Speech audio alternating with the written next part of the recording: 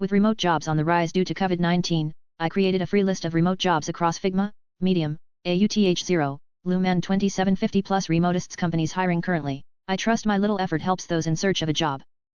Thank you. You could probably add the applications for most state contact tracing programs. Depending on what state it is, they can be remote. I know most contact tracing jobs in North Carolina are. This is us-centric, BTW. This is great. I just googled and apparently private firms are offering such remote programs as well. I will definitely add them up. Thanks. Does that need any sort of experience? I'll contact trace or transponder a law chandler. Before I dive too deep into that, is there a trend for minimum level entry requirements? Thank you so much. Sharing this with friends who've been in search of work. I have 9 interviews this week 0_0. This is the most I've had in 1 week in all my times job searching. Just wanted to share and feel proud of the positive news. Also, it is stressful. Also, I'm going to be so bummed if I don't a single one. That sounds like a lot and could be mentally exhausting. Would you truthfully take a job at any of the 9 companies? There is no shame in withdrawing your application from a few places and putting more prep effort into the 3 you really want most. Yeah, I'm thinking that. Like, how is that gonna work? That's gonna be at least 1 interview every single day? Or if it is between Monday to Friday, at least 2 a day? That's crazy, especially if you plan to prepare for them in advance. I don't think OP would have nearly enough time to prepare and rest in between them. I had 3 interviews in 1 week at one point and it took so much out of me that I was completely drained for the next week. They don't have to give up the interviews, but they could have scheduled them out over the course of 2 to 3 weeks. Would have made them much more manageable. Oh well OP, if you think you can handle it, good luck. Oh it definitely is taxing haha, I figured I'd just do it as I'm currently unemployed, and have a few next week. I have found in my past experiences that no matter how hard I prepare, most of the time, the questions you are either equipped to answer, or very hard to prepare for. I would take a job at 8/9 of them. One of my interviews didn't go well at all and gave me a bad impression of their leadership. I've done 5 so far. I do appreciate the concern. Is high turnover always a red flag? Job that ignored me weeks ago after the initial interview called me back today to set up an interview because there was high turnover and they really need workers right away. I just need money right now, but what she said really worries me that I might be making a terrible decision if I take that job and move. Kind of is, yes. Either a beginner position or a toxic workplace. They openly admitted their high turnover when contacting you weeks after ghosting the initial interview. In my higher education environment, the high turnover rates are due to overworking and underpayment. Don't overcommit or you'll find yourself being another statistic. It really depends on the role, company, and industry. Like if the job was in retail or like call centers, it is sort of expected to have high turnover. And I wouldn't be too concerned about it if money was an issue for you. But if the role was something more concrete or anything in STEM, I would take it as a red flag.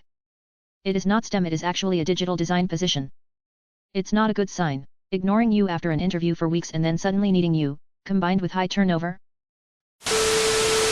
Am I being underpaid where I'm at, or am I being greedy? I just got a new job as a service technician at a call center. The issue is the pay is a little low. I just graduated this August with a bachelor's in computer science, with a mediocre 2.8 GPA. I have 1 year experience as a system administrator. I'm currently being paid $20 hours. And offered full benefits. Should someone with my skill set be working at a job with higher pay? Go to end. I didn't know about, thank you. Also, I thought Glassdoor wasn't trustworthy. Where do you live? In Australia the average hourly wage was around $20 AUD, so looking at just that and you're in Australia, not really. Last year in America the average hourly pay was also around $20 USD, so once again just looking at that you aren't. But the key thing you need to look at is how much you are spending to get to work and back, and if you think that the amount of time you invest into your job is worth the pay. If you want to know if your hourly wage in that specific job is low, I suggest looking up hourly wage of service tech in your country, ask your friends that share the same job and look at other job offerings that have been posted for that field of work. Thanks for the reply. I should have stated I was in the US. These are all good ideas and I'll definitely start comparing. The issue I run into is twofold: 1. A lot of employers don't post the compensation, and 2. A lot of tech work doesn't need a degree. In fact, I'm the only one in my department with a tech degree. This makes it difficult for me to tell the appropriate amount of compensation. Once again, I appreciate your pointers. Continue this thread. As just starting with only 1 YR experience, I'd say it's about right. Now in 5 YRS with experience it should jump up, or you should be able to find a company that pays more.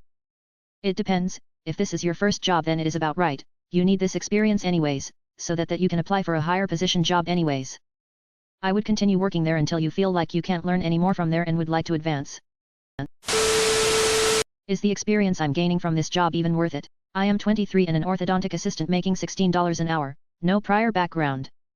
The physical labor is tremendous, never stopping, rarely sitting, scrambling around all while my boss essentially sits around and twiddles his thumbs. Now, $16 isn't so awful. I mean it kinda sucks, but not awful. I can support myself. However, I was making $16 an hour when I worked as a cashier at a restaurant and $16 an hour when I was a merchandiser in a garden center.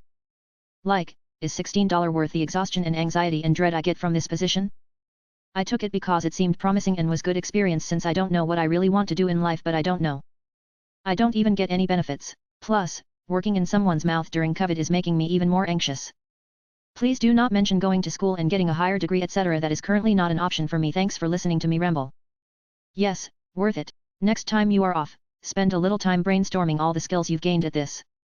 You will see that you have lots of transferable skills that employers will value for jobs you apply to one day. Agreed, with the other user who commented earlier. It is worth it. Not sure how long you've been at your current job, but after significant amount of time there, and with good performance, I'm sure you can ask for more money or even be given one for good standards. If it is the physical labor that's the issue, have you asked around what other members do after work to relax and or how to build up stamina so that the work doesn't tire you out? I mean, you could be working at Amazon in the range of $15 to $17 an hour for 10 to 12 hours 3 to 5 days a week and not being allowed to slow down or sit down, always expected to be quick and efficient. But hey, great benefits, we've all been there, feeling like the compensation does not match the labor. For example, I worked as a law enforcement officer in State A with great benefits for myself and family as well as great vacation time, seniority and compensation with work-life balance. When I moved states, I qualified for a lateral transfer but would lose seniority, have mediocre benefits, and horrible work-life balance. I chose to not continue my career as an Leo and pursue something else that gave me the work-life balance and great benefits even if the pay would be less. As everyone else mentioned, any job you obtain gives you skills needed and wiggle room for negotiations. They don't want to budge on a promotion, well, look elsewhere and see if they offer more.